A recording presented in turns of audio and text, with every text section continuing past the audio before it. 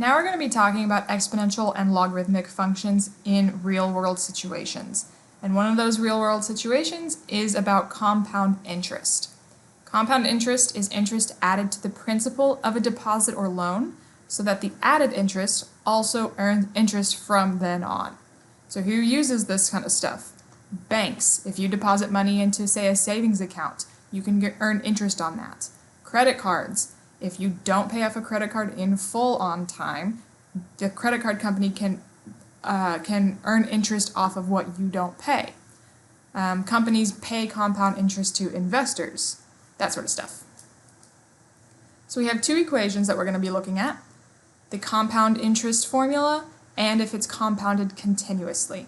So the compound interest formula is A equals P times 1 plus R over N to the power of N times T, where A is the future value, how much money you will have later on, P is the initial deposit, how much you put in originally, R is the interest rate expressed as a decimal. A lot of times it'll give you it as a percentage. We need to change that to a decimal.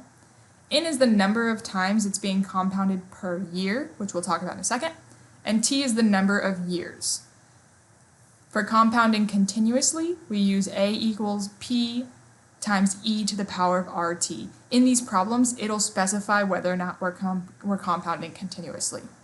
So just to start us off, these questions are asking what the value of n would be in specific situations. Remember, n is the number of times that it's being compounded per year. So if we're talking annually, that's only happening once per year, so n is 1.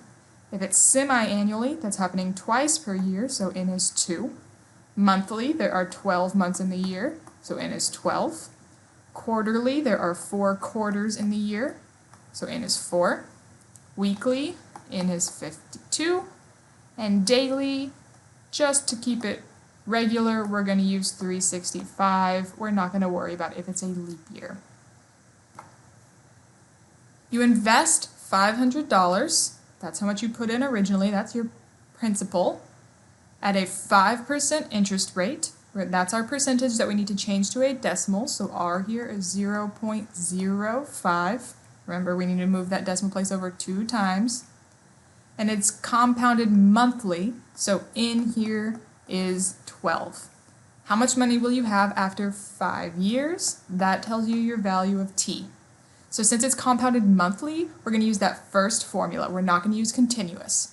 So we have A equals, our value of P was 500, times 1 plus R as a decimal, 0.05, over N, which is 12, to the power of 12 times T, which is 5. All of this, since our variable's already on one side solved for, all of this is stuff that we could just type into the calculator. So I'm going to do that. And I got 641.68. I'm rounding to the 100th because we're talking about money here. When we're talking about money, we use cents, and that only has 2 things after our decimal place.